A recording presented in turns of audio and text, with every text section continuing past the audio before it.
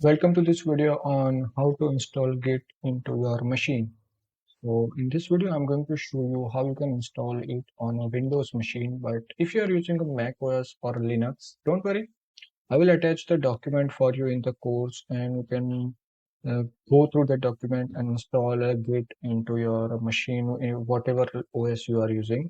You can install it. It is very simple process, so you can follow it. And let me start with my browser, and I'm going to show you how you can install it on Windows. So just open any browser and search for download Git, and you can find this link from Git.cm, and you can open it and download the latest version. So I'm going to click on download for Windows, and here you can select whatever your OS system is. Currently I'm using 64-bit. So I'm gonna select 64-bit, and I have already installed it, so I'm not gonna install it again.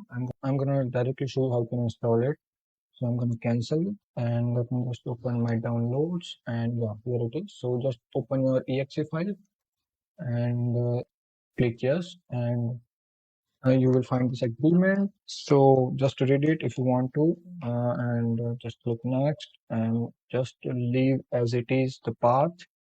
I'm going to show you some changes here for more convenience. So just leave as it is here. We don't want to add additional icon on my desktop. So I'm going to click next.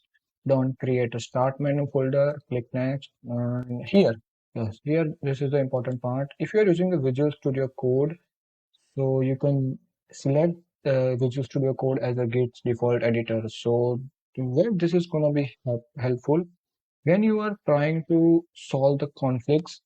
At that time, the Visual Studio Code will be much more easier uh, as compared to Vim, because in Vim you have to go through all the files, but in Visual Studio Code it will compare you both the changes, and it will show you whatever changes you want to keep and what changes you do not want to keep.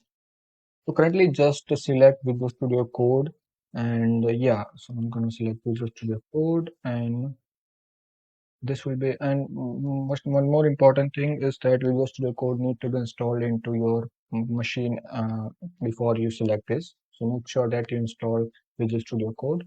It's open source software, you can download it. Okay, so I'm going to click next, and okay, so the default branch I'm going to keep as master. I'm not going to change it to main, because in the whole course we are going to work with the master, and if you select the main, then sometime you will be confused between main and master, because there are certain default branches for different type of version control systems. Like if you create a Git repository from GitHub, it will set as a main, but if you initialize in your local, it will set as a master. So it will be much complex. So I'm going to keep master here, and I'm going to click next. And for everything else, I'm just gonna click next, and I will install Git into my PC. So let's just wait till it is installing.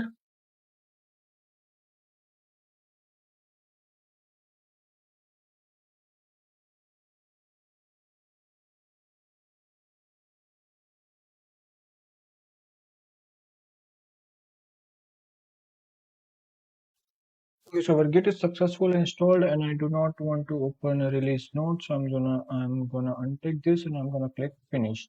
Okay, so my Git is successfully installed, but how I can verify that it is installed or not? So open any command prompt and type git hyphen version, and you can see that it is showing the version 2.39.1. So my Git is successfully installed, and so that's all for this video. And in the next video, I will be showing you how you can connect your local Git to your GitHub account. So whatever changes you do in your local machine, you can push it to your remote repository in GitHub. So I will be showing into next video.